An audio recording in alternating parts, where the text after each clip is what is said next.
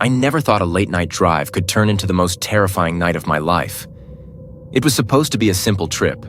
I had done long drives before, especially in my old car that didn't have air conditioning. That's why I usually traveled at night. My plan was to reach my destination by 5 a.m. I wasn't really in a hurry. The place didn't matter as much as the peace that driving through the mountains always gave me. The road took me deep into the most remote parts of West Virginia. It was pitch dark. No streetlights, no cars, just long stretches of highway swallowed by trees. Sometimes I'd spot a lonely house far away on a hill, the lights glowing like tiny stars. Other than that, it was just me, the road, and the sound of my engine. But then, something strange happened. Out of nowhere, I saw a quick flash of light coming through the trees. It looked like someone holding a flashlight. Just for a second, and then gone. I brushed it off. Maybe a hunter? A camper? I didn't stop. But later, I had to. Nature called, and I couldn't wait. So I pulled over on the side of the road, surrounded by thick forest. As soon as I stepped out, it happened. A man came screaming out of the darkness. He had a rifle pointed straight at me. His eyes were wild. His clothes were dirty. He looked like he hadn't slept in days. He yelled at me, told me to let him in the car, said if I didn't, he'd take it by force. I froze. I had no idea what to do, but with that gun in my face, I didn't argue. I unlocked the door. He jumped into the passenger seat and kept that rifle pointed at me the whole time. He didn't say much, just kept muttering and looking over his shoulder like he thought someone was following him. His hands were shaking. His face was sweaty. He was twitching like he was ready to snap. Then things got worse. My headlights lit up the road ahead, and I saw it. A man lying in the middle of the road, not moving. Looked unconscious. But next to him, half hidden in the woods, was a car. Almost like it had been crashed, or left there on purpose. My gut told me it was a setup, a trap. I slowed down, and the man in my car started panicking. Before I could say anything, 2 more men came running out from the trees. One of them had a gun, and he started shooting at us. I swerved hard and took the first side trail I saw. It was muddy, narrow, and wild, but I didn't care. I floored it. The man next to me was screaming, telling me where to turn. He kept shouting, "They're after me! They followed me!" I didn't know if I could trust him, but I didn't have a choice. We drove for what felt like forever. Through dirt, puddles, down small forest roads. I didn't even know where we were anymore. Just trying to stay alive? Eventually, he told me to stop and let him out. He jumped out, disappeared into the woods without another word. I kept driving until I found a gas station with lights on. I pulled in, shaking, heart pounding, not even sure if I was safe. I never reported it. What would I even say? But to this day, I can still see his face and those other men waiting in the dark. If you ever find yourself driving alone through the mountains of West Virginia, be careful. Out there in the middle of nowhere, no one can hear you scream, and sometimes help never comes. I didn't think a road trip would change my life forever. It all started when my girlfriend and I planned to drive up to Canada to visit her family. We were excited, bags packed, playlists ready, snacks in the back seat. Everything was normal, perfect even. But then we got a call. My grandma was sick, so we decided to take a detour through the Appalachian Mountains to visit her first. Just a small change in our route. At first, the drive was beautiful. My girlfriend had never seen the Appalachian landscape before, and she kept pointing out the rolling hills, endless trees, and the way the sky changed colors as we drove. We stopped in Buffalo to grab more supplies. We watched the sunset in Pittsburgh. It was honestly one of the most beautiful things I've ever seen. But once we crossed into West Virginia, things started to feel different. The roads became narrow, twisting, quiet. Forests pressed in on both sides, thick and dark, like they were hiding something. There weren't many houses, no gas stations, barely any other cars. It felt like we were driving into another world. By the time the sun went down, we were almost out of gas. We finally spotted this tiny gas station on the side of the road.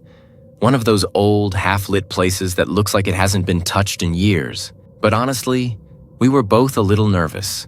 While I was filling up the tank, something happened that still gives me chills. A woman walked up behind me.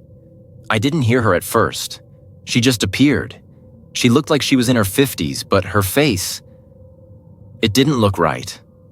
Her eyes were wide open, like she hadn't blinked in hours.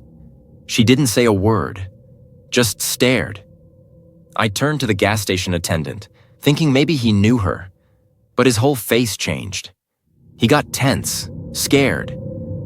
Without saying anything, he grabbed a hunting rifle from under the counter and started scanning the windows. That's when I knew something was very, very wrong. He didn't even explain. He just muttered, "She's not alone." Turns out, she was part of some group, people who lived deep in the mountains. Locals whispered about them, about people going missing, about things the police wouldn't investigate. Nobody ever said it out loud, but everyone seemed to know. Stay away from the woods. We got in the van and drove as fast as we could. But the night was far from over. Around 2 a.m., we pulled into a small clearing to rest. We didn't think they'd follow us, but we were wrong. We started hearing noises outside, branches snapping, soft footsteps. Then we saw her again. That same woman. She was standing just a few feet away from the van, staring straight at us. And behind her, shadows. More people. They were surrounding us. I had my dad's old handgun with me. It was the only thing that made me feel a little safer. We sat there in total silence, not daring to move. I held that gun so tight, and my hands were shaking. I knew if they broke through the windows, we were done. But they never did. Maybe they saw the gun. Maybe they changed their minds. I don't know. All I know is by sunrise, they were gone. We didn't sleep that night. We didn't talk much after either. We just drove. Fast. Straight to my grandma's house. Years have passed since that night, but I still can't forget it. I used to love the mountains. I grew up around them. They felt like home. But now, every time I see a stretch of woods, I remember her face, her eyes, that gas station, that feeling that something ancient and dark is watching you, just waiting for you to take a wrong turn. So if you ever find yourself driving through the Appalachians, don't stop for strangers. And whatever you do, don't go into the woods. I want to tell you about the scariest night of my life. It happened a few years ago when my friends Ashley, Brooke, and I went on a hiking trip in Southwest Virginia. We were doing a section of the Appalachian Trail. It was early October, the perfect time. Cool air, changing leaves, and barely any other people around. Now, we weren't beginners. We'd done a lot of hiking before, and this trip was supposed to be peaceful. A little break from the world. And honestly, the first day was perfect. The trail was beautiful, quiet, colorful, and calm. We saw only one other hiker that day. A man walking alone. He didn't say hi or even look at us, just kept going. It was weird, but we didn't think too much of it. As the sun started to go down, we planned to stay at a trail shelter. You know, those wooden hut-type places built for hikers. But when we got there were already 3 men inside. The second we saw them, we felt off. They stared at us way too long. Not friendly, not normal. Something felt wrong in our guts, especially for Ashley. She kept saying she had a bad feeling. We trusted that feeling. So we kept walking and found a hidden clearing way off the trail. It took effort to find, but we felt safer being far away from those guys. That night, we made dinner, talked a bit, then got into the tent early. Everything felt fine until around 3 a.m. I woke up to a sound. Footsteps, not animals. These were people. moving around our tent. Slowly. Ashley and Brooke were already awake, staring at me with wide eyes. I always carry a pistol when we go deep into the woods, just in case. That night, I was glad I did. I quietly grabbed it and slipped out of the tent, moving as silently as I could. The woods were dark, still. But then I saw it. Movement between the trees. People, ducking behind trunks, watching us. Then I saw the worst part. 4 lights down by the creek bed, maybe 50 yards away. 4 figures just standing there. Not talking, not moving, just watching. One of them pulled something from his belt. I swear, it was a machete. It glinted in the moonlight. That's when I knew this wasn't some random scare. This was planned. These people weren't here to rob us. They were hunting us. Ashley didn't hesitate. She fired a warning shot straight into the air. The sound cracked through the trees, and the figures froze. They didn't run. They didn't speak. But we didn't wait around to find out what they'd do next. We packed up in under 5 minutes. Didn't even bother folding the tent. We just grabbed what we could and ran. Straight through the woods, off the trail, no path, just pure survival mode. Branches hit our faces. We tripped, got scratched up, but we didn't stop. We hiked through the rest of the night, shaking, scared, barely speaking. By morning, we were exhausted. We hadn't eaten. Our arms and legs were cut up. But we didn't stop until we found a road. And thank God a truck was passing by. We flagged it down. The driver could tell something was wrong just by looking at us. He let us in and took us to a nearby town. A few days later, we found out that 2 solo hikers had gone missing in that same area. Cops said the cases weren't connected, but I don't know. It felt too close to home. I still think about that night, about the figures in the dark, about how prepared they seemed. This story isn't just about being scared in the woods. It's about something deeper, that thin line between what feels safe and what isn't. It disappears fast out there. The wilderness hides things. And sometimes, the most dangerous thing out there isn't a bear or a storm. It's another person. It was supposed to be a quick detour, just a shortcut. A back road through the woods that my GPS swore would shave 30 minutes off my drive. I'd done that kind of thing before. I've always liked driving through quiet areas, especially at night. No traffic, no noise. Just me, the road, and whatever playlist I'm in the mood for. But that night, it felt different. It started off fine. I'd left my cousin's place around 9 p.m., heading back home through the backcountry of Kentucky, just south of the West Virginia border. I plugged in my route, set my phone on the dash, and took off. About an hour in, the highway signs faded. The roads narrowed. No streetlights, no gas stations, just miles of cracked pavement and thick black trees. My cell service dropped off around the same time the GPS froze. Still, I figured it was just a blip. I'd keep going and pick up signal soon. Then I passed the first car, or what was left of it. An old sedan, half buried in a ditch, windshield shattered. No one around, no flashers, just there, dead. I slowed down, thinking maybe I should check if someone needed help, but something in my gut said, keep driving. So I did. 5 minutes later, I realized something was off with my tires. The car felt heavy, sluggish. I pulled over and got out with my flashlight. Both back tires, slashed, not flat, cut, like someone had taken a blade and sliced through them on purpose. That's when I heard it. Twigs snapping in the trees, fast footsteps, not running, but circling, watching. I jumped back in the car and locked the doors. That's when a light hit my window. A blinding flashlight beam aimed right into my face. I couldn't see who was holding it, but I heard the voice. "Pop the trunk," he said.